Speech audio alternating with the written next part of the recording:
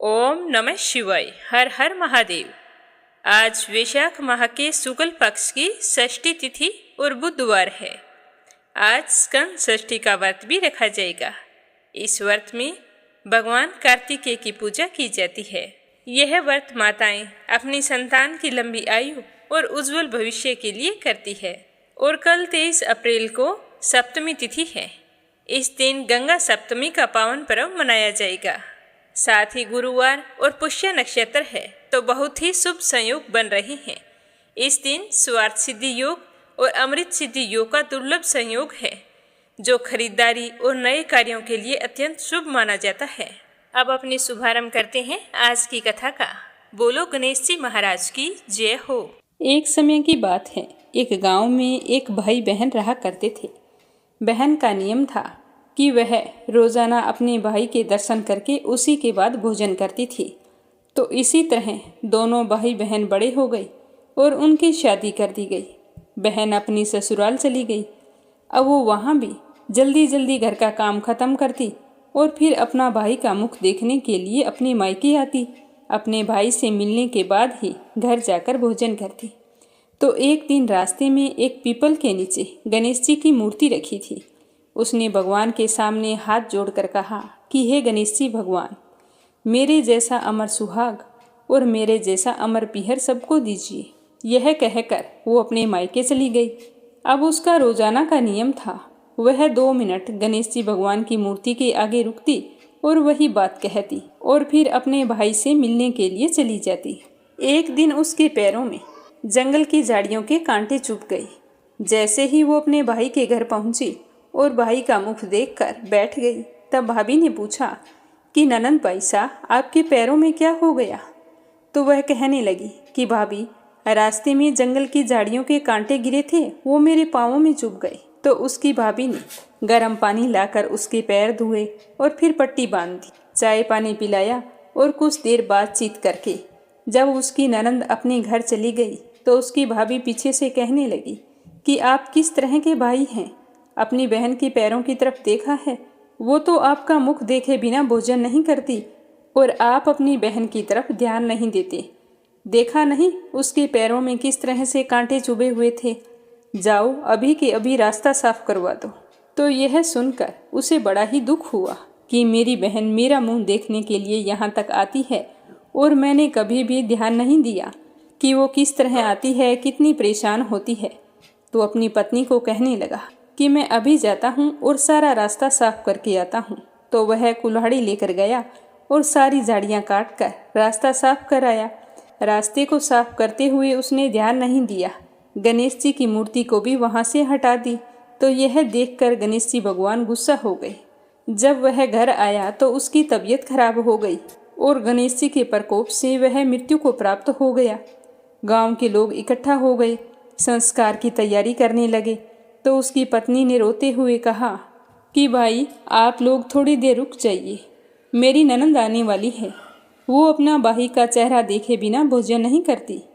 तो गांव वाले कहने लगे कि आज तो अपने भाई का मुख देख लेगी, वो कल किसका मुख देखेगी। तो वह कहने लगी कि आज इनकी बहन को इनके दर्शन कर लेने दो, फिर आप ले जाना, यह उसका नियम है। तो गांव वाले उसकी बहन का इंतजार करने लगी। रोज की तरह बहन अपने भाई का मुख देखने के लिए जंगल के रास्ते से निकली। तो जंगल का रास्ता सारा साफ किया हुआ था। तो वह आगे बढ़ी तो उसने देखा कि सिद्धि विनायक भी वहाँ पर नहीं थे। तो वो सोचने लगी कि गणेश जी की मूर्ति कहाँ गई। तभी उसकी नज़र गणेश जी की मूर्ति पर पड़ी। तो उसने मूर्ति को उठाया और साफ करके वापिस उसी जगह पर रख दिया और गणेश जी भगवान को प्रणाम करके कहने लगी कि हे गणेश जी भगवान, मेरे जैसा अमर सुहाग और मेरे जैसा अमर पीहर सबको देना। यह कहकर वो चली गई। तो भगवान सोचने लगे कि अगर आज मैंने इसकी नहीं सुनी तो मेरी कौन मानेगा, कौन मुझे पूजेगा। मैंने तो इसके भाई के प्राण हर लिए हैं। तो सिद्धि विनायक ने उसे आवाज़ दी कि बेटी, इस खेजड़ी की 7 पत्तियां तोड़कर ले जा और उसे कच्चे दूध में घोलकर तुम्हारे भाई के ऊपर छींटा मार देना, तो वह उठकर बैठ जाएगा। तो यह आवाज़ सुनकर बहन पीछे मुड़ी तो पीछे कोई नहीं था। तो वह सोचने लगी कि कौन था, कौन मुझे आवाज़ दे रहा था। कोई बात नहीं, जैसा सुना है वैसा कर लेती हूँ। तो उसने 7 खेजड़ी की पत्तियाँ तोड़ी और अपनी चुनरी के पल्ले बांध ली और अपने भाई के घर पहुँच गई। वहाँ जाकर देखा तो खूब सारे लोग इकट्ठा होकर बैठे थे। भाभी रो रही थी और भाई की लाश रखी हुई थी। तो यह देखकर उसे बहुत दुख हुआ। फिर उसे पत्तियों वाली बात याद आई। तो जैसे उसने सुना था उसी तरह उसने दूध में उन पत्तियों को घोलकर अपने भाई के ऊपर छिंटा दिया। तो उसका भाई तो उठकर बैठ गया और कहने लगा कि बहन, आज तो मुझे बहुत गहरी नींद आई। तो अपने भाई की बात सुनकर उसकी बहन कहने लगी कि भैया, ऐसी गहरी नींद तो किसी दुश्मन को भी ना आई। यह कहते हुए उसने सारी बात अपने भाई को बता दी। तो यह सुनकर उसके भैया और भाभी बहुत ही खुश हुए और गांव वालों को भी यह जानकर बड़ी ही हैरानी हुई। सारे कहने लगे कि बहन में सत्य था जो उसने अपने भाई को मौत के मुंह से वापस निकाल लिया है। और सारे गणेश जी भगवान का जयकारा लगाने लगे। हे गणेश जी भगवान, जैसे आपने उस लड़की के भाई की रक्षा की वैसे ही सभी बहनों के भाइयों की रक्षा करना और उनका अमर पीहर और अमर सुहाग बनाए रखना।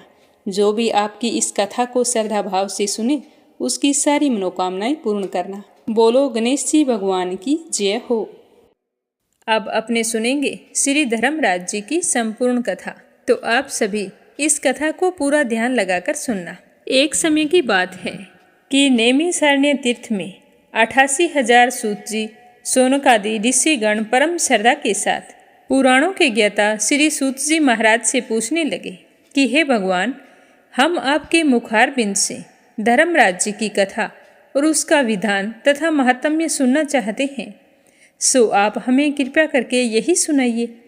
तो श्री सूत जी बोले कि हे ऋषियों, आज आप लोगों ने मुझसे मनुष्यों के कल्याण कामना से यह सब कुछ पूछा है। अतः आज मैं आप लोगों को धर्मराज की कथा सुनाता हूँ। जिस तरह मनुष्य सारे तीर्थ, व्रत और नाना प्रकार का दान करने वाला मनुष्य उद्यापन को किए बिना सुख का भागी नहीं हो सकता, इस विषय में आप लोगों को इस लोक में सुख और आगे स्वर्ग लोक की प्राप्ति के लिए धर्मराज जी की श्रेष्ठ कथा कहूँगा। आप लोग विश्वास रखकर ध्यानपूर्वक सुने। पूर्व काल की बात है कि राजा बब्रुवाहन महोदयपुर में राज्य करता था। वह राजा बड़ा धर्मात्मा, दयालु तथा गौ, ब्राह्मण और भक्त पूजक था।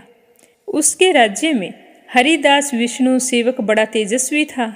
तदनुसार उसकी पत्नी श्री भगवान की भक्त और पतिव्रता नारी थी। उसने प्राय सभी प्रसिद्ध देवताओं के लिए व्रत किए, परंतु उसने धर्मराज प्रभु की कभी भी सेवा नहीं की, ना ही कथा सुनी और ना ही कोई दान धर्म किया। पर वह बाकी सारे नियम धर्म रखती थी। जन्माष्टमी, महाशिवरात्रि, शिवजी के सभी व्रत किया करती थी। बड़े ही श्रद्धा भाव से एकादशी का व्रत भी करती थी और द्वादशी के दिन यथासंभव दान दक्षिणा भी देती थी। अतिथि सेवा से वह कभी भी विमुख नहीं होती थी। इस प्रकार वह धर्मपरायण वृद्धावस्था में मृत्यु को प्राप्त हो गई। धर्मचारण के प्रभाव से यम के दूत उसे आदरपूर्वक धर्मराज के पुर को ले गए। दक्षिण दिशा में पृथ्वी से कुछ ऊपर अंतरिक्ष में धर्मराज का बड़ा भारी नगर है, जो कि पापी लोगों को भय देने वाला है। धर्मराज का पुर 1000 योजन का है। वह चौकोर है तथा उसके 4 द्वार है तथा वह नाना प्रकार के रत्नों से शोभायमान कई मनुष्य जो पुण्य भोगने को गए हैं वहाँ निवास कर रहे हैं। स्थान स्थान पर गीत सुनाई दे रहे हैं और बाजे बज रहे हैं। उस नगर के 7 कोट हैं। उसके बीच में महासुंदर धर्मराज जी का मंदिर है। वह रत्नों से बना हुआ है और अग्नि बिजली बाल सूर्य के समान चमक रहा है। उसके दरवाजे की पेड़ियाँ स्फटिक मणि की है। हीरों की कड़ियों से आंगन चमक रहा है। उसके मध्य में अनुपम सुंदर सिंहासन पर धर्मराज भगवान विराजमान है। उसके पास चित्रगुप्त जी का स्थान है, जो कि मृत प्राणियों के पाप पुण्य का लेखा जोखा रखता है और धर्मराज जी को बताया करता है। यमराज के दूत गुणवती को वहां लेकर चले गए। उनको देखकर वह भयभीत होकर कांपने लगी, नीचे मुख करके खड़ी हो गई। चित्रगुप्त जी ने उनके पूर्व जन्म के किए हुए पाप पुण्य का लेखा जोखा पढ़कर धर्मराज को सुनाया। धर्मराज जी उस गुणवती की हरिहर आदि सभी देवों में तथा अपने पति में भक्ति देखकर बहुत ही प्रसन्न हुए और फिर उसी समय उदास हो गए। गुणवती ने जैसे ही धर्मराज का उदास चेहरा देखा तो निवेदन करने लगी कि हे प्रभु, मैंने मेरी समझ में कोई दुष्कृत्य नहीं किया है, फिर भी आप उदास क्यों हैं? इसका कारण बताइए। तो धर्मराज जी कहने लगे कि हे देवी, तुमने व्रत आदि से सभी देवों को संतुष्ट किया है, परंतु तुमने मेरे नाम से ना तो कोई दान पुण्य किया है और ना ही कथा सुनी है। तो यह सुनकर गुणवती ने कहा कि हे भगवान, मेरा अपराध क्षमा करें, मैं आपकी उपासना नहीं जानती थी। अब आप ही कृपया करके उपाय बताइए जिससे मनुष्य आपकी प्रीति के पात्र बन सके। यदि मैं आपके भक्ति मार्ग को आपके मुख से सुनूं और वापस मृत्यु लोक में जा सकूं और आपको संतुष्ट करने का उपाय करूं, तो यह मेरा बड़ा ही सौभाग्य होगा। तो धर्मराज जी ने कहा कि सूर्य भगवान के उत्तरायण में जाते ही जो महापुण्यवर्ती मकर संक्रांति आती है, उस दिन से मेरी पूजा शुरू करनी चाहिए। इस प्रकार साल भर मेरी कथा सुने और मेरी पूजा करे। इसमें कभी भी एक दिन चूकना नहीं चाहिए। आपातकाल आने पर भी मेरे धर्म के इन 10 नियमों का पालन करते रहना चाहिए। घृत, यथालाभ संतोष, क्षमा नियम द्वारा मन को वश में करना, किसी की वस्तु को नहीं चुराना, मन से पर स्त्रियों या पुरुषों की वासना यानी मन की शुद्धि और शारीरिक शुद्धि, इंद्रियों के वश में रहना, बुद्धि की पवित्रता यानी कि मन में बुरे विचार न आने देना, शास्त्र विद्या का स्वाध्याय यानी कि पूजा पाठ करना, सुनना या पढ़ना सुनाना और समय समय पर दान पुण्य करना, सत्य बोलना, सत्यता का ही व्यवहार और क्रोध ना करना, ये 10 धर्म के लक्षण हैं। और मेरी इस कथा को सदा नियम से सुनता रहे या फिर पढ़ता रहे और यथाशक्ति दान पुण्य तथा परोपकार करता रहे। जब साल भर बाद में फिर मकर संक्रांति आवे तब उद्यापन कर दे। सोने की या फिर जितना भी सामर्थ्य हो चांदी की मूर्ति बनवाकर किसी विद्वान ब्राह्मण के द्वारा पूजन हवन आदि करवाना चाहिए।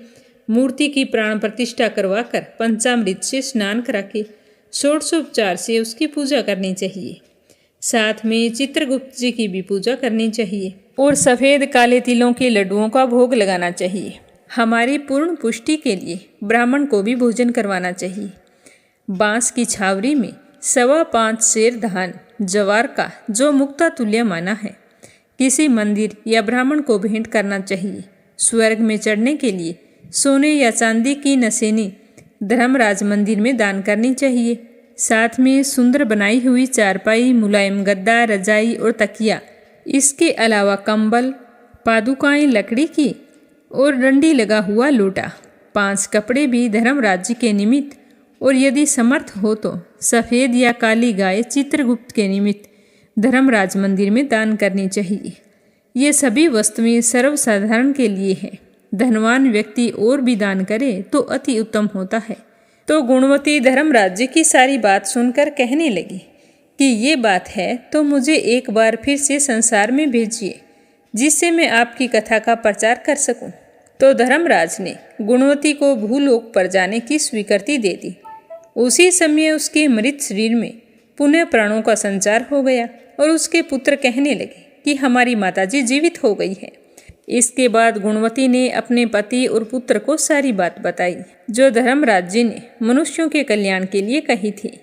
फिर गुणवती ने मकर संक्रांति से विधि विधान से व्रत और धर्मराज जी की प्रतिदिन पूजा और कथा शुरू कर दी और स्वर्ग जाने के लिए दान पुण्य कर्म आदि करने शुरू कर दिए।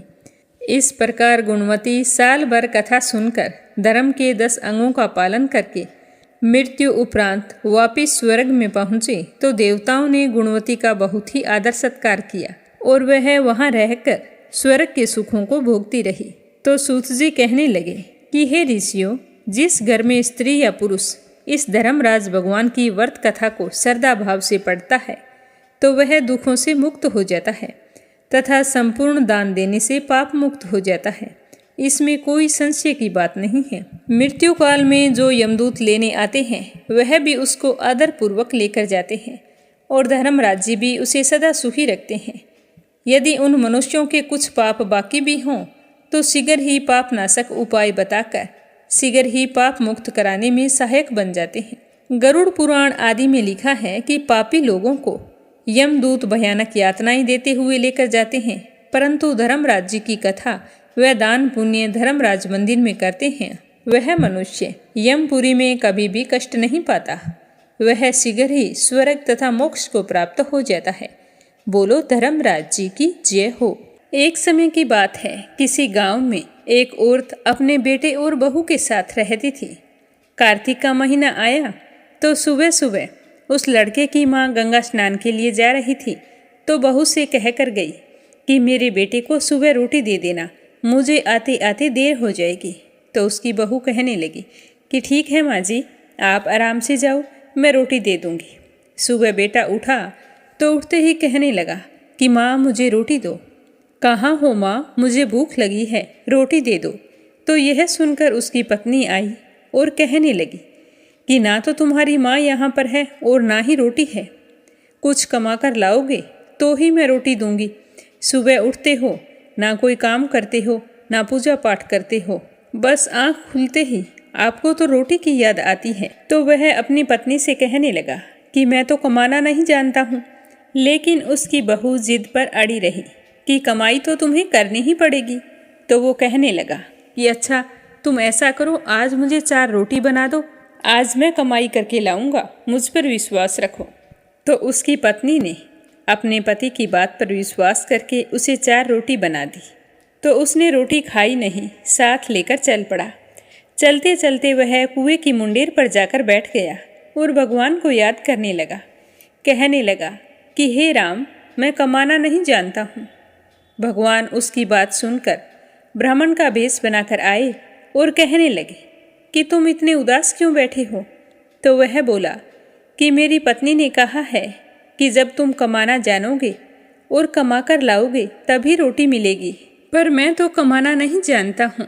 ब्राह्मण के रूप में आए भगवान बोले कि कमाना तो मैं भी नहीं जानता हूँ, लेकिन मैं 8 वारों के नाम जानता हूँ, इससे तुम्हारा घर अन्न धन से भर जाएगा। तो उस ब्राह्मण की बात सुनकर वह लड़का बहुत ही खुश हुआ और कहने लगा कि मुझे क्या करना होगा। तो भगवान ने कहा कि तुम चावल के दाने ले लेना और पानी की घंटी लेना, जो बर्तन ढके हुए हैं उनका मुंह खोल देना और जो बर्तन उल्टे पड़े हैं उन्हें सीधा कर देना। इस तरह सारी बात बताकर भगवान के रूप में आए ब्राह्मण ने कथा कहनी शुरू की और वह श्रद्धा भाव से सुनने लगा कि रविवार, सोमवार, मंगलवार, बुधवार, बृहस्पतिवार, शुक्रवार, शनिवार 8 वारों का आसरा, भरियो पीहर सासरा। इसके बाद उसके घर में अटूट भंडार होते चले गए। जब वह घर पहुंचा तो उसकी पत्नी ने पूछा कि क्या लाए हो। तो उसने कहा कि 8 वारों का नाम लाया हूँ। तो उसकी पत्नी सोचने लगी कि चलो कुछ ना कुछ तो लेकर आया, वरना सोने और खाने के अलावा कोई चीज़ का ध्यान नहीं था। तो उसका पति अपनी पत्नी से कहने लगा कि जाओ चावल के दाने और पानी की घंटी लाओ, जो औंधे मुंह पड़े हैं उन्हें सीधा कर दो, जो बर्तन ढके हुए हैं उनका मुख खोल दो। तो उसकी पत्नी जाकर चावल ले आई और पानी की घंटी लाई। जो बर्तन औंधे पड़े थे उन्हें सीधा कर दिया, जिन पर ढक लगा था उनका ढक उतार कर रख दिया। फिर पति कहानी कहने लगा, पत्नी सुनने लगी कि रविवार, सोमवार, मंगलवार, बुधवार, गुरुवार, शुक्रवार, शनिवार 8 वारों का आसरा, भरियो पीहर सासरा। तो इस तरह कथा सुनने से उनका घर अन्न धन से भर गया। एक दिन वह अपनी पत्नी से कहने लगा कि मैं अपनी बेटी से मिलने जा रहा हूँ। तो उसकी पत्नी ने उसके लिए जल्दी से खाना बना दिया। तो वह फटे से कपड़े पहनकर अपनी बेटी से मिलने के लिए चला गया। जैसे ही बेटी के यहाँ गया तो बच्चे कहने लगे कि माँ नाना आए हैं, नाना आए हैं। तो उन बच्चों की माँ बोली कि नाना क्या आए हैं, 2 वक्त की मुफ्त की रोटियाँ तोड़ने आई हैं। तो यह बात जब उसके पिताजी ने सुनी तो बेचारा सोचने लगा कि गरीबी सब कुछ कहला देती है। तो उसका पिताजी अपनी बेटी के पास जाकर उससे कहने लगा कि बेटी मुझसे 8 वारों की कहानी सुन लो। तो बेटी ने जवाब दिया कि पिताजी मैं भोजन कर रही हूँ और मेरा मुख जूठा है, मैं तुम्हारी कहानी नहीं सुन सकती। तो पिताजी बेचारा भूखा ही सो गया, क्योंकि उसका तो नियम था सुबह शाम वो 7 वारों की कहानी कहता था। अगले दिन सुबह बेटी को अपने पिता पर तरस आ गया। वो मन ही मन सोचने लगी कि कमाई नहीं करते हैं तो क्या है तो मेरे पिताजी रात को भूखे ही सो गए। काश मैं हाथ धोकर इनकी कहानी सुन लेती। तो उसने जल्दी से अपने पिताजी को उठाया और कहा कि पिताजी खड़े हो जाओ, स्नान कर लो और फिर आप अपनी कहानी मुझे सुनाना। तो उसके पिताजी ने स्नान करके कहा कि बेटा चावल के दाने लाओ और पानी की घंटी लाओ। जो बर्तन औंधे मुंह पड़े हैं उन्हें सीधा कर दो, जो ढके हुए हैं उनका मुंह खोल दो। तो पिताजी ने कहानी कही, बेटी ने सुनी कि रविवार, सोमवार, मंगलवार, बुधवार, गुरुवार, शुक्रवार, शनिवार 8 वारों का आसरा भरियो पीहर सासरा। तो इससे उस बेटी के घर में भी अन्न धन के भंडार भरते चले गए। तो यह चमत्कार देखकर उसकी बेटी बड़ी ही हैरान हुई और टोकरे भर भर कर इधर उधर सामान बांटने लगी।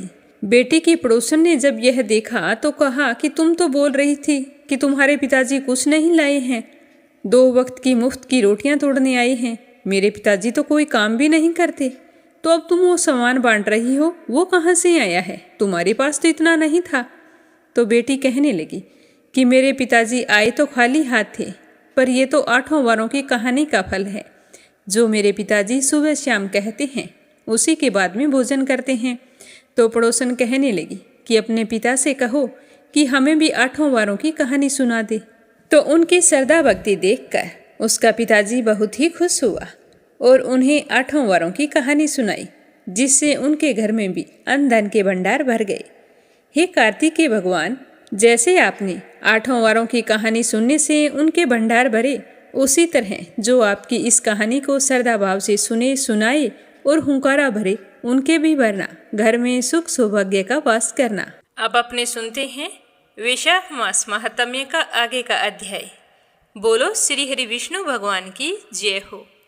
मिथिलापति ने पूछा कि हे ब्राह्मण देव, इस परम पावन वैशाख के महीने में कौन कौन सी तिथियां पुण्यदायी होती है? मुझे सब कुछ विस्तार से बताइए।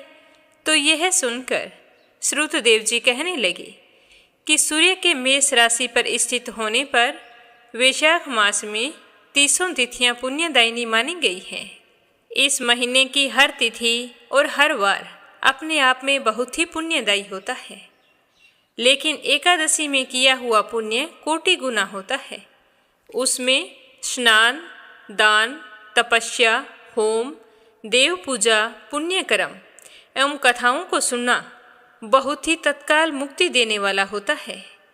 जो रोग आदि से ग्रस्त और गरीबी से पीड़ित हो, वह मनुष्य इस पुण्यमयी कथा को सुनकर कृतकृत्य हो जाता है।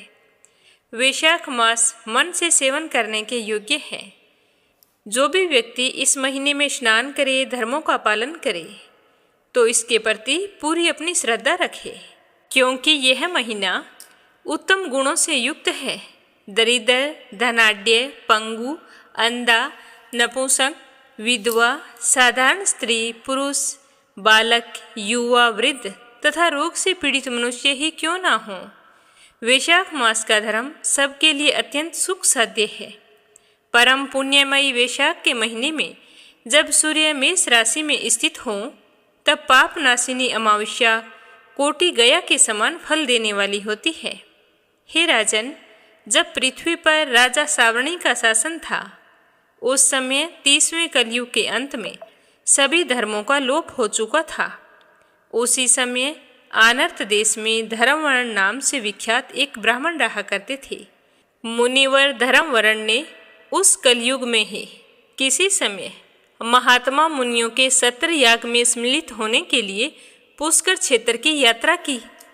वहाँ कुछ व्रतधारी महर्षियों ने कलयुग की प्रशंसा करते हुए इस प्रकार कहा कि सतयुग में भगवान विष्णु को संतुष्ट करने वाला जो पुण्य 1 वर्ष में साध्य है, वहीं त्रेता युग में 1 महीने में मिल जाता है और द्वापर युग में 15 दिनों में प्राप्त हो जाता है। परंतु कलयुग में तो भगवान विष्णु जी का स्मरण कर लेने मात्र से ही उससे 10 गुना पुण्य अधिक होता है। कलयुग में बहुत थोड़ा सा पुण्य भी कोटि गुना होता है। जो व्यक्ति एक बार भी भगवान का नाम लेकर दया दान करता है और दुर्भिक्ष में अन्न देता है, वह निश्चय ही उद्धव लोक में गमन करता है। यह सुनकर देवऋषि नारद जी हंसते हुए उन्मत्त के समान नृत्य करने लगे। तब सभासदों ने पूछा कि हे नारद जी, यह क्या बात है? तब बुद्धिमान नारद जी ने हंसते हुए उन सबको उत्तर दिया कि आप लोगों का कथन सत्य है। इसमें तनिक भी संदेह नहीं है कि कलयुग में सौलभ कर्म से भी महान पुण्य का साधन किया जाता है तथा कलेशों का नाश करने वाले भगवान केशव स्मरण मात्र से ही प्रसन्न हो जाते हैं। तथापि मैं आप लोगों से यह कहता हूँ कि कलयुग में ये दो बातें दुर्लभ है, शिष्णेन्द्रिय का निग्रह और जीवा को वश में रखना। ये दोनों कार्य जो सिद्ध कर लेता है वही नारायण स्वरूप होता है। अतः कलयुग में आपको यहाँ ठहरना नहीं चाहिए। तो नारद जी की यह बात सुनकर उत्तम यज्ञ का पालन करने वाले महर्षि सहसा यज्ञ को समाप्त करके सुखपूर्वक चले गए। धर्मवरण ने भी वह बात सुनकर भूलोक को त्याग देने का विचार किया। उन्होंने ब्रह्मचर्य का व्रत धारण करके दंड और कमंडलू हाथ में लिया और जटा वल्कलधारी होकर वे कलयुग के अनाचारी पुरुषों को देखने के लिए घर छोड़कर चल पड़े। लेकिन उस समय उनके मन में बड़ा ही विस्मय हो रहा था। उन्होंने देखा कि प्राय मनुष्य पाप आचार में परिवर्त हो रहे हैं और पापरत होकर बहुत ही भयंकर और दुष्ट हो गए हैं। ब्राह्मण पाखंडी हो चले हैं, शूद्र संन्यास धारण करते हैं, पत्नी अपने पति से द्वेष रखती है, शिष्य अपने गुरु से वैर रखता है, सेवक स्वामी के और पुत्र पिता के घात में लगा हुआ है। ब्राह्मण शूद्र हो गए हैं और गौएं बकरियों के समान हो गई है। वेदों में गाथा की ही प्रधानता रह गई है। शुभ कर्म साधारण लौकिक कृत्यों के समान रह गए हैं। इनके प्रति किसी की महत्व बुद्धि नहीं है। भूत प्रेत और पिशाच आदि की उपासना चल पड़ी है। सारे लोग मैथुन में रत हैं, उसके लिए अपने प्राण तक खो बैठते हैं। सब लोग झूठी गवाही देते हैं। सबके मन में सदा छल और कपट भरा रहता है। कलयुग में सदा लोगों के मन में कुछ और, वाणी में कुछ और तथा क्रिया में कुछ और ही देखा जाता है। सच्चे लोगों का, सही बोलने वालों का कोई मोल नहीं है। मतलब के लिए लोग आते हैं, मतलब सिद्ध होते ही उसे छोड़कर चले जाते हैं। उसकी सच्ची भावना का और उसके अपनेपन का उन पर कोई भी असर नहीं हो रहा है। सबके मन में छल और कपट है। और जो कोई सच्चा मनुष्य है उनका इन लोगों के बीच में कोई भी मूल्य नहीं है।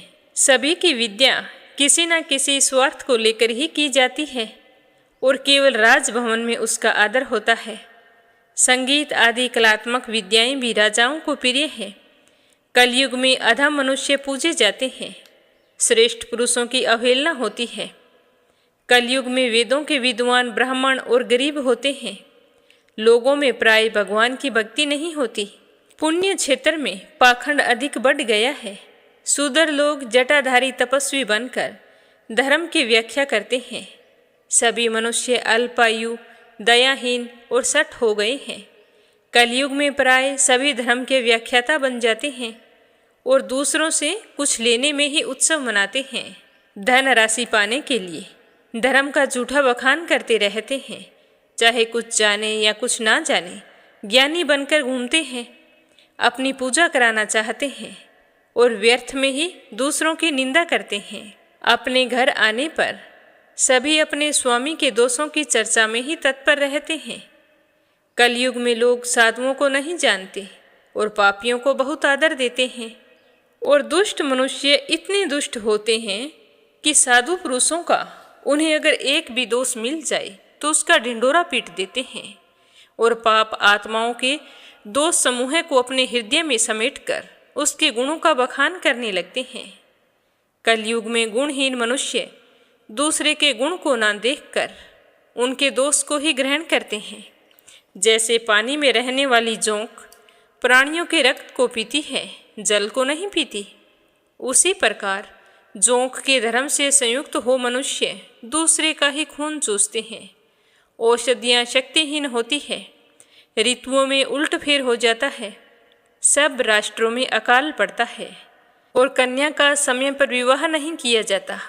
और ना ही सही समय पर संतान उत्पत्ति की जाती है। लोग नट और नर्तकी की विद्याओं से विशेष प्रेम करते हैं। जो वेद वेदांत की विद्याओं में तत्पर और अधिक गुणवान हैं, उन्हें अज्ञानी मनुष्य सेवक की दृष्टि से देखते हैं। वे सब के सब भ्रष्ट होते हैं। उन्हें अच्छे बुरे का कोई भान नहीं होता। कलयुग में प्राय लोग श्राद्ध क्रम का त्याग करते हैं, वैदिक कर्मों को छोड़ बैठते हैं और अपनी जीवा पर भूल कर भी विष्णु जी का नाम नहीं आने देते। श्रृंगार में ही आनंद का अनुभव करते हैं और उसी के गीत गाते रहते हैं। कलयुग के मनुष्यों में ना तो कभी भगवान विष्णु जी की सेवा देखी जाती है और ना ही कहीं शास्त्रों की चर्चा सुनी जाती है। ना कहीं यज्ञ की दीक्षा है, ना विचार का लेस है, ना तीर्थ यात्रा है और ना ही दान धर्म होते देखे जाते हैं। यह कितनी आश्चर्य की बात है। तो कलयुग का प्रभाव देखकर धर्म वर्ण को बड़ा ही भय हुआ। पाप से कुल की हानि होती देख अत्यंत आश्चर्य से चकित होकर वे दूसरे द्वीप में चले गए। सब द्वीपों और लोकों में विचरते हुए बुद्धिमान धर्मवरण किसी समय कौतूहलवश पितरलोक में पहुंच गए। वहां उन्होंने कर्म से कष्ट पाते हुए पितरों को बड़ी भयंकर दशा में देखा। वे दौड़ते, रोते और गिरते पड़ते थे। वहां उन्होंने अपने पितरों को भी अंधकूप नरक में पड़े हुए देखा। तो यह देखकर उन्हें बड़ा ही आश्चर्य और दुख हुआ। धर्मवरण वहां पर पूछने लगे कि आप लोग कौन हैं और आपने ऐसा कौन सा कर्म कर दिया जिसके प्रभाव से आप इस अंधकूप में पड़े हुए कष्ट भुगत रहे हैं। धर्मवरण की बात सुनकर उसके पितरों ने क्या कहा, यह अपने सुनेंगे कल के अध्याय में। आज का अध्याय समाप्त हुआ। अब अपने सुनते हैं भागवत कथा का आगे का अध्याय। प्रेम भाव से सुनते रहिए। बोलो श्री हरि विष्णु भगवान के अनंत स्वरूपों की जय हो। श्री सुखदेव जी कहते हैं कि हे राजन, नंद बाबा बड़े ही मनस्वी और उदार थे। जब उन्हें यह शुभ समाचार मिला कि पुत्र प्राप्ति हुई है तो वो बहुत ही खुश हुए। उनका हृदय आनंद से भर आया और फिर उन्होंने स्नान किया, पवित्र होकर सुंदर सुंदर वस्त्र आभूषण धारण किए। फिर वेदज्ञ ब्राह्मणों को बुलाकर स्वस्ति वाचन और अपने पुत्र का जातक्रम संस्कार करवाया। साथ ही देवता और पितरों की भी विधि पूर्वक पूजा करवाई गई। फिर उन्होंने ब्राह्मणों को वस्त्र और आभूषणों से सुसज्जित 2 लाख गौएं दान की। रत्नों और सुनहरे वस्त्रों से ढके हुए तिल के साथ पहाड़ दान किए। संस्कार आदि से ही उस समय ब्राह्मण, सूत, मागधा और वंदीजन मंगल में आशीर्वाद देने तथा स्तुति करने लगे। गायक गाने लगे। बहरी और दुंदुमियाँ बार बार बजने लगी। वृज मंडल के सभी घरों के द्वार, आंगन और भीतरी भाग झाड़ बुहार कर साफ कर दिए गए थे और उनमें सुगंधित जल का छिड़काव किया गया था। उन्हें चित्र विचित्र ध्वजा, पताका, पुष्पों की मालाओं तथा रंग बिरंगे वस्त्रों और पल्लवों की बंधनवारों से सजाया गया था। गाय, बैल और बछड़ों के अंगों में हल्दी तेल का लेप करके उन्हें गेरू आदि रंगीन धातुएं, मोरपंख, फूलों के हार और तरह तरह के सुंदर वस्त्र और सोने की जंजीरों से सजाया गया था। हे राजन, सभी गवाल बहुमूल्य वस्त्र, गहने, अंगरखे और पगड़ियों से सुसज्जित होकर और अपने हाथों में उपहार की बहुत सी सामग्रियां लेकर नंद बाबा के द्वार पर पहुंच गए। यशोदा जी के पुत्र हुआ है, यह सुनकर गोपियों को भी बड़ा ही आनंद हुआ। उन्होंने सुंदर सुंदर वस्त्र, आभूषण और अंजन आदि से अपना श्रृंगार किया। गोपियों के मुख कमल बड़े ही सुंदर जान पड़ते थे। उन पर लगी हुई कुमकुम ऐसी लगती थी मानो कमल की केसर हो। वे भेंट की सामग्री ले लेकर जल्दी जल्दी यशोदा जी के पास चली। उस समय वे बहुत ही खुश दिखाई दे रही थी।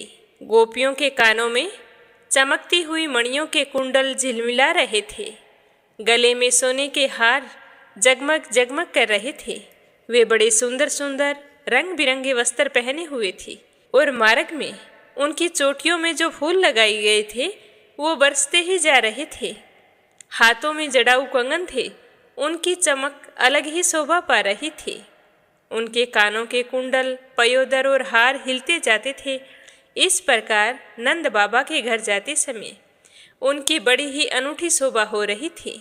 इसी तरह वे नंद बाबा के घर जाकर उनके नवजात शिशु को आशीर्वाद देकर कहती है कि चिरंजीवी हो, हे भगवान, इसकी रक्षा करना। इतना कहकर वहाँ पर खड़े सभी लोगों पर हल्दी तेल से मिला हुआ पानी छिड़कती है और फिर ऊंचे स्वर से मंगल गान करने लगती है।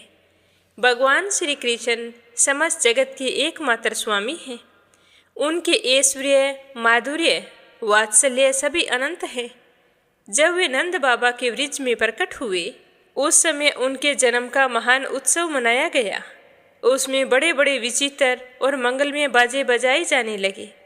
आनंद से सारे मतवाले होकर एक दूसरे पर दही, दूध, घी और पानी उड़ेलने लगे। एक दूसरे के मुख पर मक्खन मलने लगे और मक्खन फेंक फेंक कर आनंद का उत्सव मनाने लगे। नंद बाबा तो स्वभाव से ही परम उदार और मनस्वी थे। उन्होंने गोपों को बहुत से वस्त्र, आभूषण और गौएं दी। सूत, मागध, वंदीजन, नृत्य, वाद आदि विद्याओं से अपना जीवन निर्वाह करने वालों तथा दूसरे गुणी जनों को भी नंद बाबा ने प्रसन्नतापूर्वक उनकी मुंह मांगी वस्तुएं देकर उनका यथोचित सत्कार किया। यह सब करने के पीछे उनका उद्देश्य यही था कि इन कर्मों से भगवान विष्णु जी प्रसन्न हो और मेरे नवजात शिशु का मंगल हो। नंद बाबा की अभिनंदन करने पर परम सौभाग्यवती रोहिणी जी दिव्य वस्त्र, माला और गले के भांति भांति गहनों से सुसज्जित होकर गृह स्वामिनी की भांति आने जाने वाली स्त्रियों का सत्कार करती हुई विचर रही थी। उस समय वे भी बड़ी शोभा पा रही थी। हे राजन, उसी दिन से नंद बाबा के वृक्ष में सभी प्रकार की रिद्धि सिद्धियाँ, अटखेलियाँ करने लगी और भगवान श्री कृष्ण के निवास तथा अपने स्वाभाविक गुणों के कारण वह लक्ष्मी जी का क्रीड़ा स्थल बन गया। कुछ ही दिनों के बाद नंद बाबा ने गोकुल की रक्षा का भार दूसरे गोपों को सौंप दिया और वे स्वयं कंस का वार्षिक कर था वो चुकाने के लिए मथुरा चले गए। जब वासुदेव जी को मालूम हुआ कि हमारे भाई नंद जी मथुरा में आए हैं और राजा कंस को उसका कर भी दे चुके हैं, तब वे जहाँ नंद बाबा ठहरे हुए थे वहाँ उनके पास गए। वसुदेव जी को देखते ही नंद जी सहसा उठ खड़े हुए। उस समय ठीक होने ऐसा ही लगा जैसे मृतक के शरीर में प्राण आ गए हों। उन्होंने बड़े प्रेम से अपने प्रियतम वासुदेव जी को दोनों हाथों से पकड़कर हृदय से लगा लिया। उस समय नंद बाबा भी प्रेम से विहाल हो रहे थे। नंद बाबा ने वासुदेव जी का बड़ा स्वागत सत्कार किया। वे आदरपूर्वक आराम से बैठ गए। उस समय उनका चित्त अपने पुत्रों में लग रहा था। वे नंद बाबा से कुशल मंगल पूछकर कहने लगे कि भाई, तुम्हारी अवस्था ढल चुकी है, अब तक तुम्हें कोई संतान नहीं हुई, यहाँ तक कि अब तुम्हें संतान की कोई आशा भी न थी। यह बड़े सौभाग्य की बात है कि अब तुम्हें संतान की प्राप्ति हुई है। यह तो बड़े आनंद का विषय है। आज हम लोगों का मिलना हो गया। अपने प्रेमियों का मिलना भी बड़ा दुर्लभ है। इस संसार का चक्कर ऐसा ही है, इसे एक प्रकार का पुनर्जन्म ही समझना चाहिए। जैसे नदी के प्रबल प्रवाह में बहते हुए बेड़े और तिनके सदा एक साथ नहीं रहते हैं, वैसे ही सगे संबंधी और प्रेमियों का भी एक ही स्थान पर रहना संभव नहीं है। यद्यपि वह सबको प्रिय लगता है, क्योंकि सबके प्रारब्ध कर्म अलग अलग होते हैं।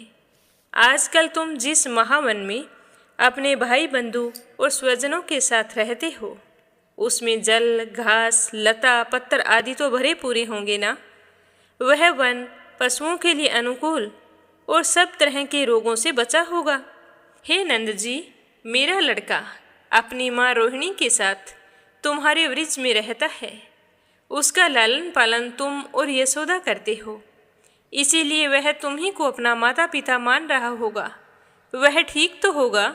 मनुष्य के लिए वे ही धर्म, अर्थ और काम शास्त्र विहित हैं। जिनसे उसके स्वजनों को सुख मिले, जिनसे केवल अपने को ही सुख मिलता है किंतु अपने स्वजनों को दुख मिलता है, वे धर्म, अर्थ और काम हितकारी नहीं होते। तो यह सुनकर नंद बाबा कहने लगे कि भाई वासुदेव, कंस ने देवकी के गर्भ से उत्पन्न हुए तुम्हारे कई पुत्र मार डाले। अंत में एक सबसे छोटी कन्या बची रही, वह भी स्वर्ग सिधार गई। इसमें संदेह नहीं है कि प्राणियों का सुख और दुख भाग्य पर ही निर्भर करता है। भाग्य ही प्राणी का एकमात्र आश्रय है। जो जान लेता है कि जीवन के सुख दुख का कारण भाग्य ही है, तो वह उनके प्राप्त होने पर मोहित नहीं होता। तो यह सुनकर वसुदेव जी कहने लगे कि तुमने राजा कंस को उसका सालाना कर चुका दिया है, और कर चुकाने के लिए आए तो हम दोनों का मिलना भी हो गया। अब हम दोनों मिल भी चुके हैं, लेकिन तुम्हें यहाँ अधिक दिन तक नहीं रुकना चाहिए, क्योंकि आजकल गोकुल में बड़े ही उत्पात हो रहे हैं। इस तरह बताते हुए श्री सुखदेव जी कहने लगे कि हे राजन, जब वासुदेव जी ने इस प्रकार कहा, तब नंद आदि गोपों ने उनसे अनुमति ली और बेलों से जुते हुए छकड़ों पर सवार होकर गोकुल की ओर रवाना हो गए। लेकिन जब नंद बाबा मथुरा से चले तो रास्ते में विचार कर रहे थे कि वासुदेव जी का कथन झूठा नहीं हो सकता। इससे उनके मन में उत्पात होने की आशंका हो गई, लेकिन उन्होंने अपने आप को दिलासा बंधाई, मन ही मन भगवान की शरण ली और निश्चय किया कि भगवान ही सब कुछ सही करेंगे। इसी तरह अपने को धैर्य बंधाते हुए वो चले जा रहे थे। उस समय पूतना नाम की एक बड़ी क्रूर राक्षसी, उसका एक ही काम था बच्चों को मारना। कंस की आज्ञा से वह नगर, ग्राम और अहीरों की बस्तियों में बच्चों को मारने के लिए घूमा करती थी। लेकिन जहाँ के लोग प्रतिदिन अपने कामों में राक्षसों के भय को दूर भगाने वाले भक्तवत्सल भगवान के नाम, गुण और लीलाओं को नहीं सुनते थे, न कीर्तन करते थे, न स्मरण करते थे, वहाँ पर ऐसी राक्षसियों का बल चलता था। और जो भगवान को याद करते थे, उनका राक्षसी बाल भी बांका नहीं कर सकती थी। वह पूतना राक्षसी आकाश मार्ग से चल सकती थी और अपनी इच्छा के अनुसार रूप भी बना लेती। तो वह एक दिन घूमते घूमते नंद बाबा के गोकुल के पास आकर उसने माया से अपने आप को एक बहुत ही सुंदर युवती बना लिया और गोकुल के भीतर घुस गई। उसने अपना रूप बड़ा ही सुंदर बनाया था। उसकी चोटियों में बेले के फूल गूंथे हुए थे, सुंदर वस्त्र धारण किए हुए थी। जब उसके कर्ण फूल हिलते थे, तब उनकी चमक से मुख की ओर लटकी हुई अलकें और भी अधिक शोभायमान हो जाती थी। उसके निस्तंभ और कुछ कलश ऊंचे ऊंचे और पतली कमर वाली लग रही थी। वह अपनी मधुर मुस्कान और कटाक्षपूर्ण चितवन से वृजवासियों का चित्त चुरा रही थी। उस रूपवती रमणी को हाथ में कमल लेकर आते देखकर गोपियां ऐसी उत्प्रेक्षा करने लगी कि मानो स्वयं लक्ष्मी जी अपने पति के दर्शन करने के लिए आ रही हों। वह पूतना राक्षसी बालकों के लिए तो ग्रह के समान थी, तो वह इधर उधर बालकों को ढूंढती हुई अनायास ही नंद बाबा के घर में घुस गई। वहां उसने देखा कि बालक श्री कृष्ण सैया पर सोए हुए हैं।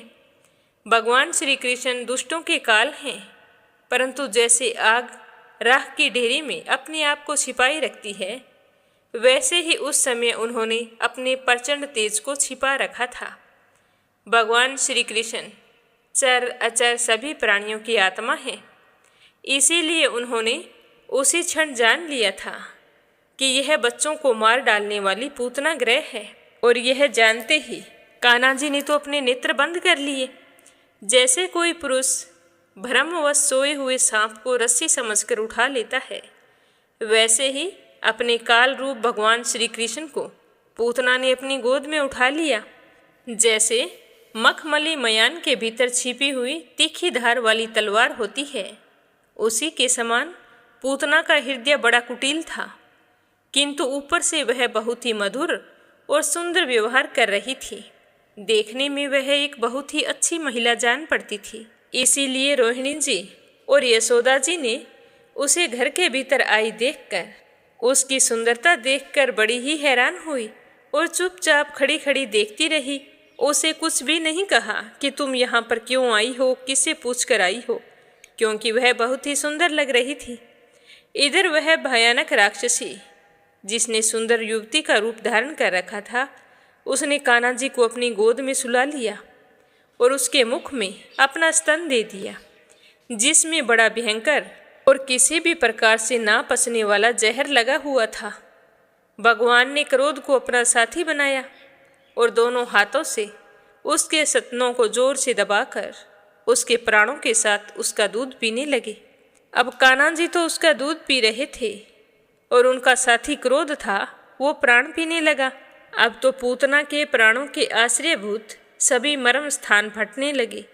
वह जोर जोर से पुकारने लगी कि अरे छोड़ दे, छोड़ दे, अब तो बस कर, मेरे प्राण निकले जा रहे हैं। वह बार बार अपने हाथ और पैर पटक पटक कर रोने लगी। उसके नेत्र उल्टे हो गए और उसका सारा शरीर पसीने से लथपथ हो गया। उसकी चिल्लाहट का वेग बड़ा भयंकर था। उसके प्रभाव से पहाड़ों के साथ साथ पृथ्वी और ग्रहों के साथ अंतरिक्ष भी डगमगा उठा। सातों पाताल और दिशाएं गूंज उठी। बहुत से लोग वज्रपात की आशंका से पृथ्वी पर गिर पड़े। हे राजन, इस प्रकार निशाचरी पूतना के स्तनों में इतनी पीड़ा हुई कि वह अपने आप को छिपा नहीं सकी और अपने राक्षसी स्वरूप में प्रकट हो गई। उसके शरीर से प्राण निकल गए, उसका मुख फट गया, बाल बिखर गए और हाथ पांव फूल गए, जैसे देवराज इंद्र के वज्र से घायल होकर वृत्रासुर गिर पड़ा हो, वैसे ही वह बाहर गोष्ठ में आकर गिर गई। पूतना के शरीर ने गिरते गिरते भी 6 कोस के भीतर वृक्षों को कुचल डाला था। यह बड़ी ही अद्भुत घटना हुई थी। पूतना का शरीर बड़ा भयंकर था। वह देखने में बड़ा ही भयानक लग रहा था। उसका मुख हल के समान तीखी और भयंकर दाढ़ों से युक्त था और उसके नथुने पहाड़ की गुफा के समान गहरे थे और स्तन पहाड़ से गिरी हुई चट्टानों की तरह बड़े बड़े थे। लाल लाल बाल चारों ओर बिखरे हुए थे और आंखें अंधे कुएं के समान गहरी निस्तब्ध नदी के कराह की तरह भयंकर, भुजाएं, जांघें और पैर नदी के पुल के समान तथा पेट सूखे हुए सरोवर की भांति जान पड़ता था। पूतना के उस शरीर को देखकर सारे के सारे ग्वाल और गोपी डर गए। उसकी भयंकर चिल्लाहट सुनकर उनके हृदय, कान और सिर पहले से ही फट से रहे थे। वह राक्षसी तो मर चुकी थी, लेकिन उसकी चीखें लोगों के कानों में अब भी गूंज रही थी। जब गोपियों ने देखा कि बालक श्री कृष्ण उसकी छाती पर निर्भय होकर खेल रहे हैं, तब वे बड़ी घबराहट और उतावली के साथ झटपट वहां पर पहुंच गए और कान्हा जी को उठाकर ले आए। इसके बाद यशोदा और रोहिणी के साथ गोपियों ने गाय की पूंछ घुमाने आदि उपायों से बालक श्री कृष्ण के सारे अंगों की सब प्रकार से रक्षा की, भगवान से मंगल कामना की। फिर उन्होंने बालक श्री कृष्ण को गोमूत्र से स्नान कराया, सारे अंगों में गऊ की रज लगाई, फिर 12 अंगों में गोबर लगाकर भगवान के केशव आदि नामों से रक्षा की। इसके बाद गोपियों ने आचमन करके अज आदि 11 बीज मंत्रों से अपने शरीरों में अलग अलग अंग न्यास एवं कर न्यास किया। फिर बालक के अंगों में बीज न्यास किया।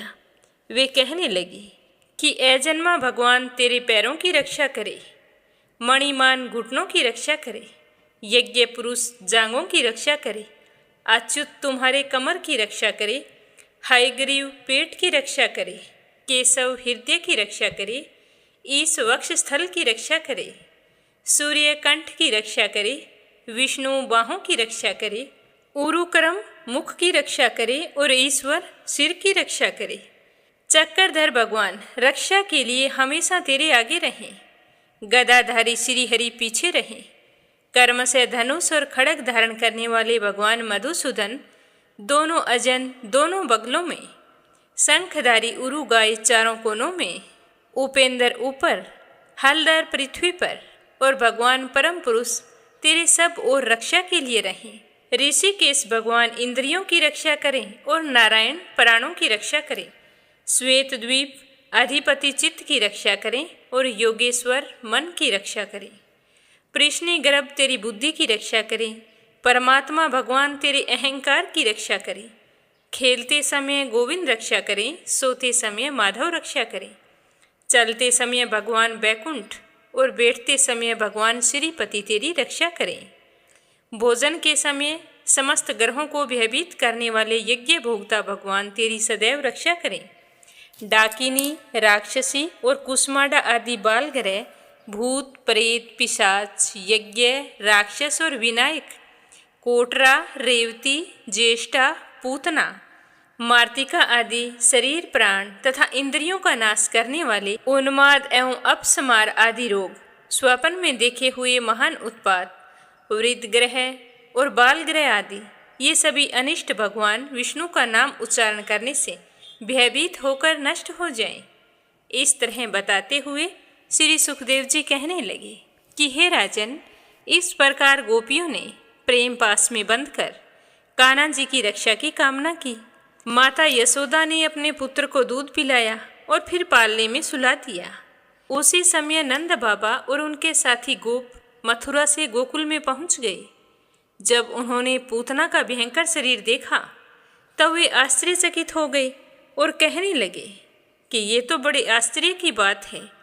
अवश्य ही वासुदेव के रूप में किसी ऋषि ने जन्म लिया है, या फिर ये हो सकता है कि वासुदेव जी पूर्व जन्म में कोई योगेश्वर रहे हों, क्योंकि जैसा उन्होंने कहा था ठीक वैसा ही उत्पात यहाँ देखने को मिल रहा है। तब तक तो ब्रिजवासियों ने कुल्हाड़ी से पूतना के शरीर के टुकड़े टुकड़े कर डाले और गोकुल से दूर ले जाकर लकड़ों पर रखकर उसे जला दिया। जब उसका शरीर जलने लगा तब उसमें से ऐसा धुआं निकला जिसमें अगर किसी सुगंध आ रही थी। क्यों ना हो, भगवान ने जो उसका दूध पिया था, जिसके कारण उसके सारे पाप तत्काल ही नष्ट हो गए। पूतना एक राक्षसी थी और उसका काम था लोगों के छोटे बच्चों को मार डालना और उनका खून पी जाना, और भगवान को भी उसने मार डालने की इच्छा से ही अपना दूध पिलाना चाहा था। फिर भी उसे वह परम गति मिली जो सत्पुरुषों को मिलती है।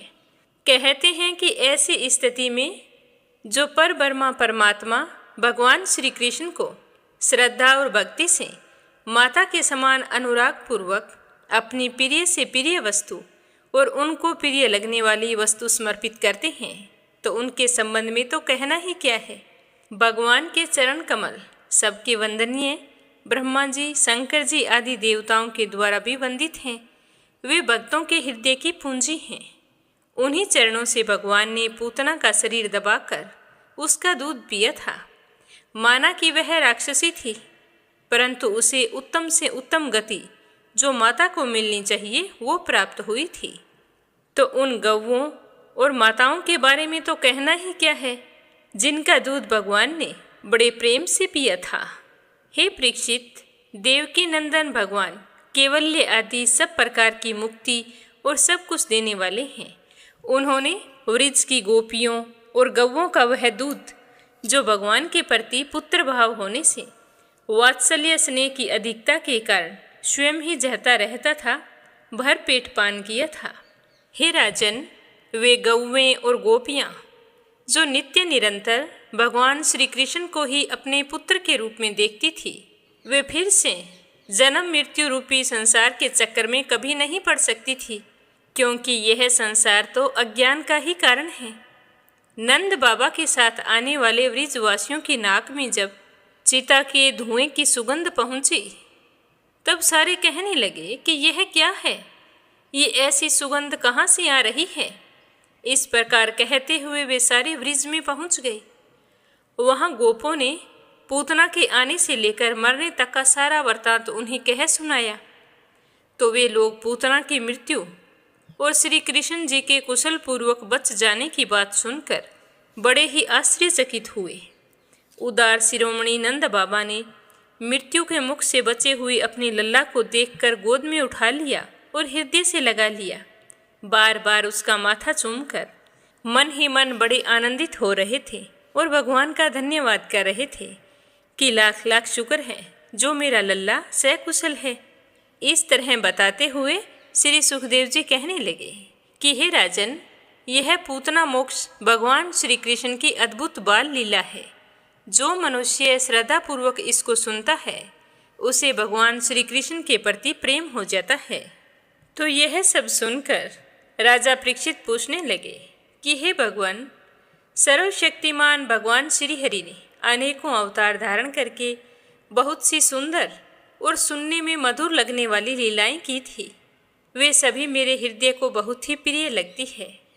उनको सुनने मात्र से ही भगवत संबंधी कथा से अरुचि और विविध विषयों की तृष्णा भाग जाती है और मनुष्य का अंतःकरण जल्दी से जल्दी शुद्ध हो जाता है।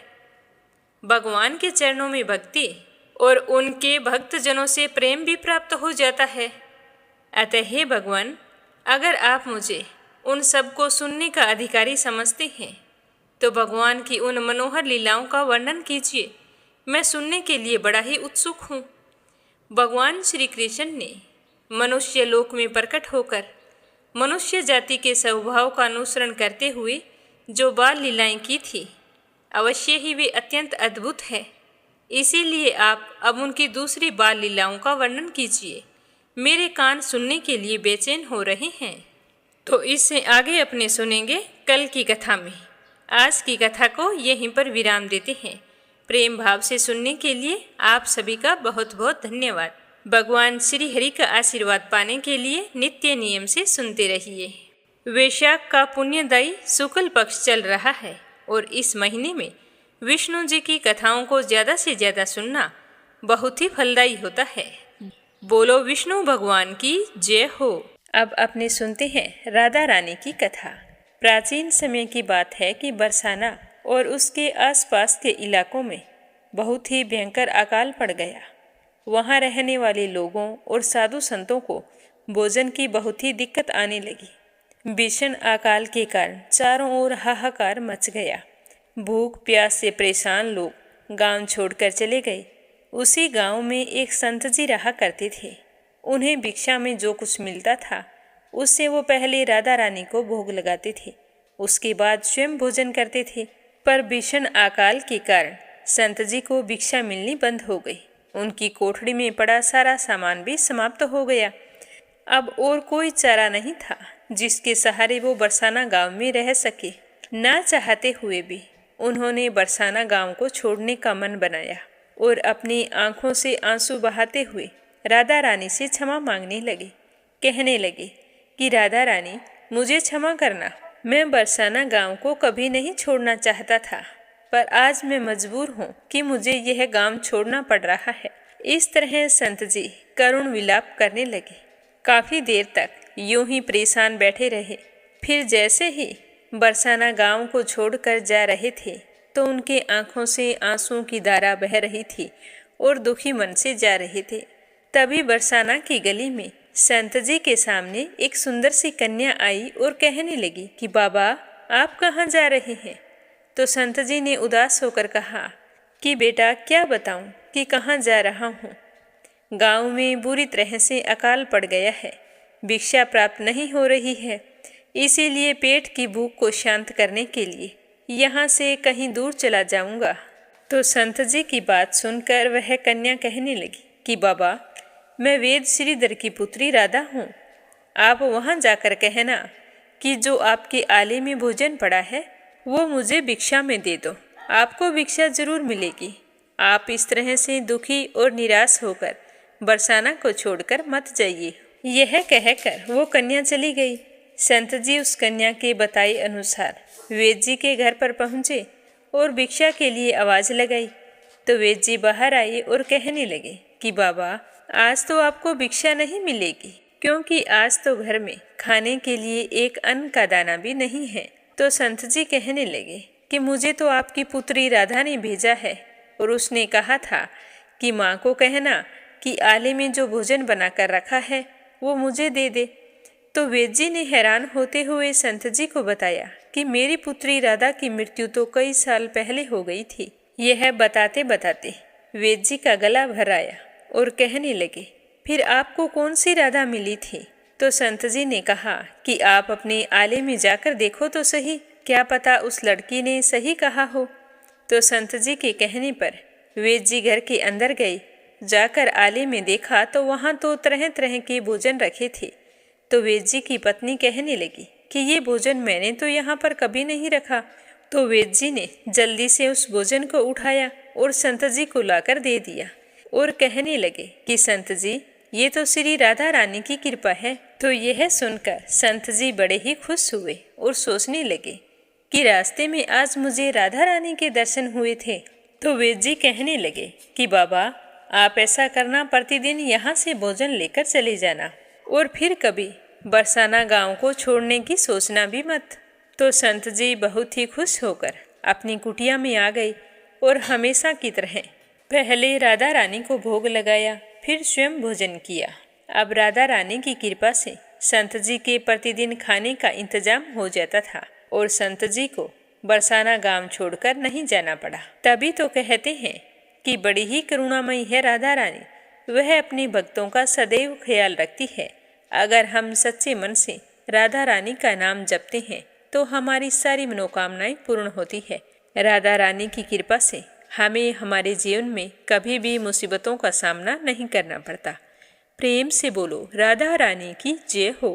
अब अपने सुनते हैं लपसी और तपसी की कहानी। बोलो लपसी तपसी की जय हो। बहुत पुराने समय की बात है। एक गांव में एक ब्राह्मण परिवार रहा करता था। उसमें पति पत्नी के अलावा उनके 2 बच्चे थे।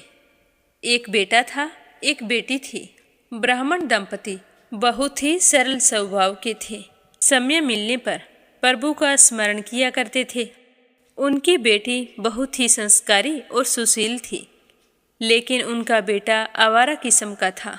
वह कोई काम धाम नहीं करता और ना ही कभी अपने माँ बाप का कहना मानता था। समय के साथ दोनों बहन भाई बड़े हो गए। बहन की शादी कर दी गई, पर भाई का वही हाल था।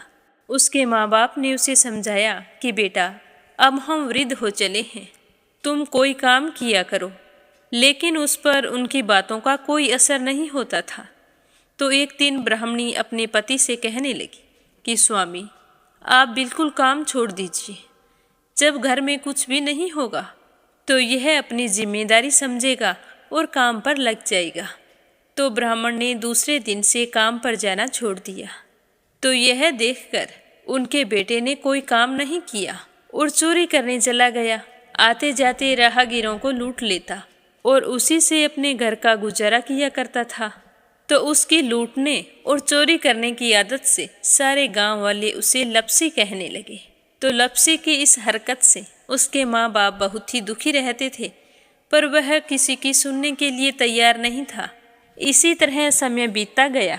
एक दिन की बात है कि लपसी एक पीपल के पेड़ पर बैठा था। तभी शिव पार्वती जा रहे थे। पार्वती माता गहनों से लदी हुई थी। तो लपसी उन्हें देखकर सोचने लगा कि सूरत के कितने गहने हैं, आज ये सारे के सारे लूट लूँगा तो मुझे कई महीनों तक चोरी नहीं करनी पड़ेगी। तो वह लूटने के इरादे से पीपल की ओट में होकर बैठ गया। जैसे ही शिव पार्वती वहाँ से जाने लगे तो लपसी एकदम से शिव पार्वती के सामने आकर कहने लगा कि जल्दी से जितने सारे गहने पहन रखे हैं उतार दो। तो पार्वती माता कहने लगी कि तुम चोरी क्यों करती हो, तुम्हें पता है चोरी करना पाप है। तो लपसी कहने लगा कि क्या करूं, घर पर मेरे माँ बाप हैं, मेरी एक भांजी है, उनके लिए दोनों समय भोजन की व्यवस्था कहाँ से करूं, मुझे कोई काम तो आता नहीं है। तो लपसी की बात सुनकर पार्वती माता कहने लगी कि तुम जो चोरी करके पाप करते हो, इस पाप का भागी कौन बनेगा। तो लपसी कहने लगा कि मेरे घर वाले सारे बनेंगे। तो पार्वती माता कहने लगी कि कोई नहीं बनेगा, पाप के भागी केवल तुम बनोगे। तो लपसी कहने लगा कि मैं लूट खोस कर उन्हीं के लिए लेकर जाता हूँ, तो पाप के भागी तो उन्हें बनना ही पड़ेगा। तो लपसी की बात सुनकर पार्वती माता ने हंसकर कहा कि हम यहीं पर बैठे हैं और तुम अपने घर जाओ, अपने घर वालों से पूछो कि कोई तुम्हारे पाप का भागी बनेगा क्या। तो यह सुनकर लपसी भागा भागा अपने घर आया और अपनी माँ के पास गया और कहने लगा कि माँ, मैं चोरी करके लाता हूँ राह चलते राहगीरों को लूटता हूँ, तुम्हारे लिए ही तो करता हूँ। तो तुम मुझे एक बात बताओ, चोरी करने से जो पाप लगता है, तो आप मेरे पाप के भागी बनोगे? तो लप्सी की बात सुनकर उसकी माँ कहने लगी कि बेटा, मैंने तो तुमसे नहीं कहा कि तुम चोरी करके लाओ, तुम कमा कर लाओ। हमें तो 2 वक्त की रोटी चाहिए। मैं तो तुम्हारी पाप की भागी नहीं बनूंगी। तो माँ के मुंह से इस तरह की बात सुनकर लप्सी तो हैरान हो गया। फिर वह अपने पिताजी के पास गया और जाकर कहने लगा कि पिताजी, मैं जो कुछ भी लूट खोस के लाता हूँ वो आपके लिए ही तो लाता हूँ। देखो, मैंने लूट कर कितना धन इकट्ठा कर लिया है, कितने ऐशो आराम है तुम्हारे। अगर मैं चोरी नहीं करता तो क्या ये सब हमें मिलता? पिताजी, मैं तुमसे एक बात पूछता हूँ कि चोरी करने से पाप लगता है, तो उस पाप में आप मेरे भागीदार बनोगे क्या? तो लप्सी की बात सुनकर उसके पिताजी कहने लगे कि बेटा, मैंने नहीं कहा कि तुम चोरी करके लाओ, तुम कमा कर लाओ। मैं तुम्हारे पाप का भागी नहीं बनूंगा। तो माँ बाप के मुंह से इस तरह की बात सुनकर वह बहुत ही उदास हुआ और सोचने लगा कि मैं कितने महीनों से चोरी कर रहा हूँ, ना जाने मुझ पर कितना पाप चढ़ गया है, और ये तो बोल रहे हैं कि पाप के भागी हम नहीं बनेंगे, तो अब क्या होगा? तो वह बड़े ही दुखी मन से शिव पार्वती से मिलने के लिए चल पड़ा। जैसे ही घर से बाहर निकलने लगा तो उसकी छोटी सी भांजी दरवाजे पर खेल रही थी। उसे पता नहीं था कि पाप पुण्य क्या होता है। तो वो कहने लगी कि मामा, पाप की भागी मैं बनूंगी। तो उसके इस तरह कहते ही लप्सी ने उसे गोद में उठाया और चल पड़ा। शिवजी भगवान और पार्वती माता के पास जाकर कहने लगा कि घर वालों ने पाप का भागी बनने से मना कर दिया है, और एक यही है जो पाप की भागी बनने को तैयार है। फिर लप्सी बड़े ही दीन स्वर में कहने लगा कि हे भगवान, मैं समझ गया हूँ कि चोरी करना पाप है। आज तक जो मैंने काम किया वो बहुत ही गलत था, लेकिन अब मैं इसका प्रायश्चित करना चाहता हूँ। अब तुम ही बताओ, मुझे मेरे पापों से मुक्ति कैसे मिलेगी? तो उसकी बात सुनकर शिव पार्वती बहुत ही खुश हुए और लप्सी को कच्चे सूत का एक छोटा सा गोला देते हुए कहा कि लप्सी, ये सूत लो और इस पीपल के चारों ओर परिक्रमा लगाओ। जब यह सूत समाप्त हो जाएगा तब तुम्हारे सारे पाप नष्ट हो जाएंगे। तो यह सुनकर लप्सी बहुत ही खुश हुआ। सोचने लगा कि छोटा सा गोला है, अभी लपेट कर घर चला जाऊंगा, उसके बाद में कभी कोई पाप नहीं करूंगा। फिर उसने अपनी बांजी को कंधे पर बैठाया और पीपल की परिक्रमा लगानी शुरू कर दी। अब भगवान का वह सूत खत्म कहाँ होने वाला था। लप्सी चक्कर लगाता गया पर वह सूत खत्म नहीं हुआ। चक्कर लगाते लगाते 1 महीने, 6 महीने, साल, पूरे 12 साल बीत गए, पर वह सूत खत्म नहीं हुआ। 12 साल बाद एक बार फिर शिव पार्वती जी वहाँ से गुजर रहे थे, तो पार्वती माता ने कहा कि स्वामी, चलो लप्सी को चलकर देखते हैं। तो शिवजी कहने लगे, वो चोरी करने वाला, लूटने वाला कब का चला गया होगा?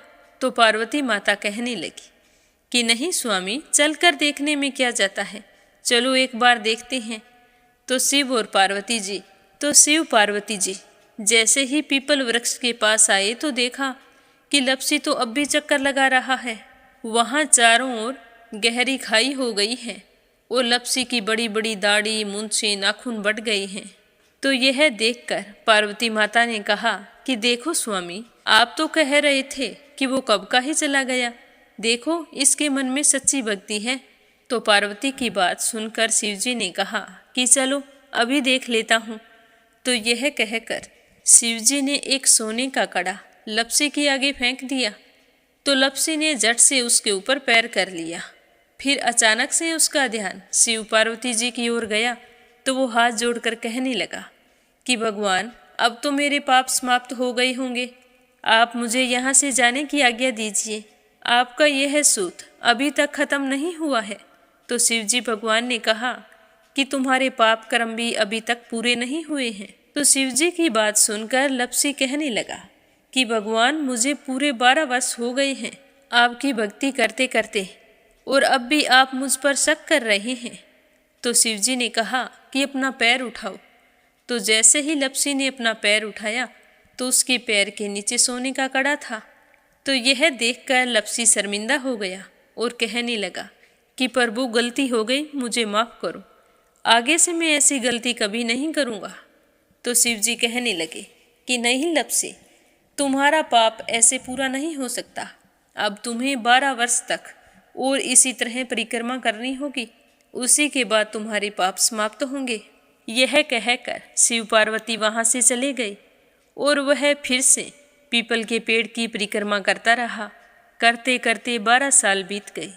12 साल बाद में शिव पार्वती जी वहाँ पर आए तो उन्होंने देखा कि आज भी वो वहीं पर चक्कर लगा रहा है। तो शिव जी ने फिर उसके सामने सोने की अंगूठी फेंकी, पर उसने कोई ध्यान नहीं दिया। तो शिव जी भगवान प्रसन्न होकर कहने लगे कि हे लपसी, आज से तुम मेरी तपस्या करके तपसी बन गए हो। मैं तुम्हें वरदान देता हूँ कि तुम अपने जीवन में सारे सुखों को प्राप्त करेगा। और तूने 24 बरस तक मेरी भक्ति की है, इसका फल भी तुझे अवश्य मिलेगा। जो भी औरत गाय और कुत्ते की रोटी नहीं बनाएगी, उसका पुण्य फल तुम्हें मिलेगा। आंगन लीप कर दहलीज नहीं लीपेगी, तो उसका पुण्य फल भी तुझे ही मिलेगा। अगर हमारे घर की बहन बेटी को हम सूट, तीवल या साड़ी भेंट स्वरूप देते हैं, तो साथ में मोली का धागा और कुछ रुपये नहीं देंगे, तो उसका पुण्य फल भी तुम्हें ही मिलेगा।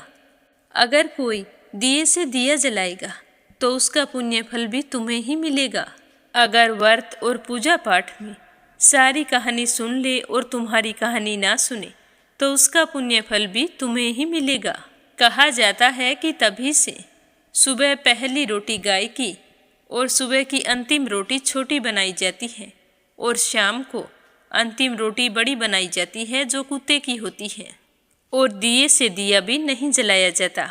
और घर की बहन बेटियों को सूट और तीवल के साथ भेंट स्वरूप कुछ रुपए भी जरूर दिए जाते हैं। और उसी दिन से हर व्रत कथा के बाद में लपसी तपसी की कहानी जरूर सुनी जाती है। और कथा समाप्त होने पर कहा जाता है कि लपसी का फल लपसी को मिले, तपसी का फल तपसी को मिले। हमारी पूजा पाठ का, हमारे व्रत का और हमारी कहानी का पुण्य फल हमें मिले। बोलो लपसी तपसी की जय हो। तो ये थी लपसी और तपसी की कहानी। लपसी तपसी 2 भाई नहीं थे। लपसी और तपसी एक ही आदमी का नाम था। लूट कर लाता था, इसीलिए उसे लपसी के नाम से पुकारते थे। और फिर भगवान की तपस्या करने के कारण उसे तपसी के नाम से जाना जाने लगा। बोलो लपसी तपसी की जय हो। अब अपने सुनेंगे कथा सुनने वाले प्यारे श्रोताओं के नाम। आज का पहला कमेंट है संजय, सोनिया, हिताक्षी, दीपेश, मयंक, हरियाणा से। दूसरा है परमेश्वरी रघुवीर सिंह, दिल्ली से। और तीसरा है सरला रानी, करणपुर से। आशा शर्मा, विष्णु, ज्योति, अंशु, भीलवाड़ा से। अपराजिता मीना श्रीवास्तव, नेपाल से। सरला रानी, करणपुर से। रजनी बड़ोला, उत्तराखंड से। कमला, गुरुग्राम से। श्रीमती शर्मा, अलीगढ़ से। सुरेंद्र कुमार सैनी, श्रीमती रजनी देवी, दुआसी सैनी, लविसा सैनी, सोनीपत से। यूएन तिवारी, इंदिरा तिवारी, लखनऊ से। सीमा जोशी, रवि कुमार जोशी, दिल्ली से। अनिल कुमार टिहरी, करनाल से। संगीता अग्रवाल, कमला देवी अग्रवाल, दुलिया, महाराष्ट्र से। श्यामवती, सुषमा, विष्णु, कार्तिक, पूर्वी, रुपेश, गौरी, शिवम, निष्ठा, हरियाणा से। श्याम सुंदर, मीरा सिंह, शिवानी सिंह, वाणी सिंह, कृष्ण सिंह, ऋतिक सिंह, गोरखपुर से। संजना राजपूत, अहमदाबाद से। राधा रोहिला, दिल्ली से। श्रीचंद यादव, गया, बिहार से। विमला, नेपाल से। गीता गोस्वामी, सुनीता गोस्वामी, पीहू गोस्वामी मेरठ से, सुनीता पंवार, कृषु पंवार मध्य प्रदेश से, निर्मला सिसोदिया दिल्ली से, मंजू चौधरी भीलवाड़ा से, मीरा अग्रवाल बंगाल से, नीलम जायसवाल हैदराबाद से, रुक्मणी शर्मा अंबाला से, के लक्ष्मण दास उमरकोट से, रेणु बिष्ट दिल्ली से, दिल्ली बहादुर भंडारी, सरिता भंडारी, नम्रता भंडारी, सूरज भंडारी नेपाल से, आशा शर्मा, मुकेश शर्मा रश्मि बटला से, उषा शर्मा सोजत सिटी से, शोभा कुंवर पुरोहित अहमदाबाद से, मंजुला कपूर पंजाब से, चंद्रकांता दिल्ली से, गीता गुप्ता रुड़की से, नंदा पांडुरंग पुजारी ब्रह्मपुरी महाराष्ट्र से, रेखा धर्मेंद्र शर्मा जयपुर से, किरण पानीपत से, दीपिका यादव रायपुर से, संजीव कंसल, कविता कंसल, हितेश कंसल, आरूष कंसल, रानी कंसल मुजफ्फरनगर से, कमलेश भल्ला जम्मू से, शांताबेन वाघेला गुजरात के मंडल से, निर्मला पांचाल करनाल से, सुमन चांदोरा जोधपुर से, रीना साहू, ईशा साहू, ध्रुव साहू झांसी से, बीना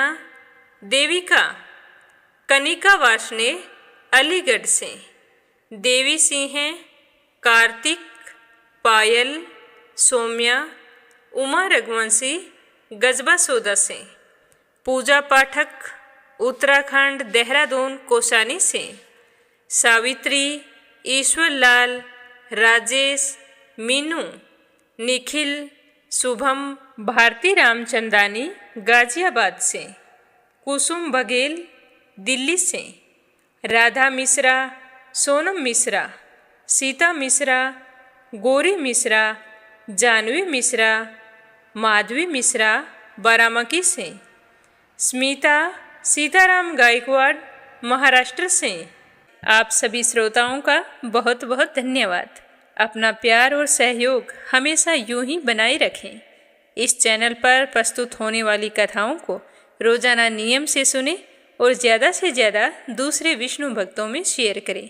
भगवान के निमित्त कमेंट करें और अगर चैनल पर पहली बार कथा सुन रहे हैं तो इस चैनल को सब्सक्राइब जरूर करें। आप सभी की मंगल कामना के साथ ओम नमः शिवाय। हर हर महादेव।